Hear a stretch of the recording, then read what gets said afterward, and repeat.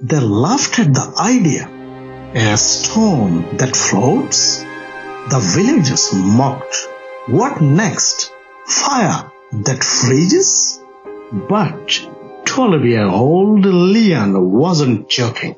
He stood at the edge of the river, holding a round, smooth, dark stone.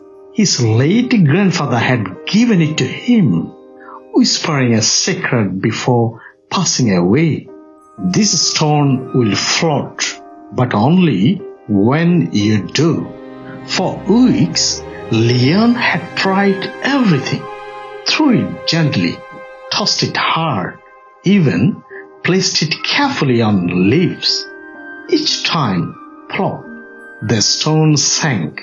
The villagers teased him. Even his friends began to pull away. You are chasing ghosts, they said. You should grow up. But Lian held on to hope. His grandfather had never lied. He couldn't let go of the feeling that the message had meaning, just not the kind that floats on water. One day, fed up with the ridicule, Lian decided to leave. He packed a small bag, took the stone, and began walking into the forest. He didn't know where he was going, only that he needed to change, not the stone. For months, Lian journeyed across valleys, hills, and villages. He met strangers who became friends, and sometimes friends who became strangers. He walked in gardens, slept under stars, and listened, truly listened, to stories from people who had lost everything and found peace. He began noticing things he hadn't seen before. How kindness often comes quietly, how courage rarely shouts, and how some of the strongest people carry invisible scars. Then came the night of the storm.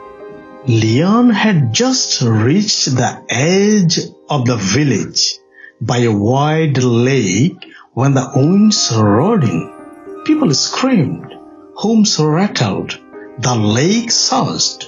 Without thinking, Lian ran toward the chaos, helping an elderly woman escape a collapsing heart, shielding a child under a broken boat, guiding panicked families toward higher ground. When the storm passed, the village was shaken, but safe. The people gathered around Lian, eyes wide, hearts grateful. You didn't have to stay, someone said. Lian simply smiled. Sometimes, staying is the real journey. That night, he stood at the lake's edge. The moon hung low. The water was still. He reached into his bag and pulled out the stone. It felt warm in his hand, different. He placed it gently on the surface of the lake, just to try, just once more. And this time it floated. No splash, no sinking. It rested calmly, like it belonged there all along. Tears welled in Lian's eyes, not because the stone had changed, but because he had. His grandfather's words finally made sense. The stone will float when you do, when you rise above fear, when you stop chasing approval, when you live with purpose, not pride, when you stop trying to prove and start trying to grow. Lian didn't return his village for years, but when he did, he brought stories, not stones. And when a young girl approached him with a strange seashell and said, "They say this can sing," he didn't laugh. He knelt beside her, smiled and said, "Then let's listen together."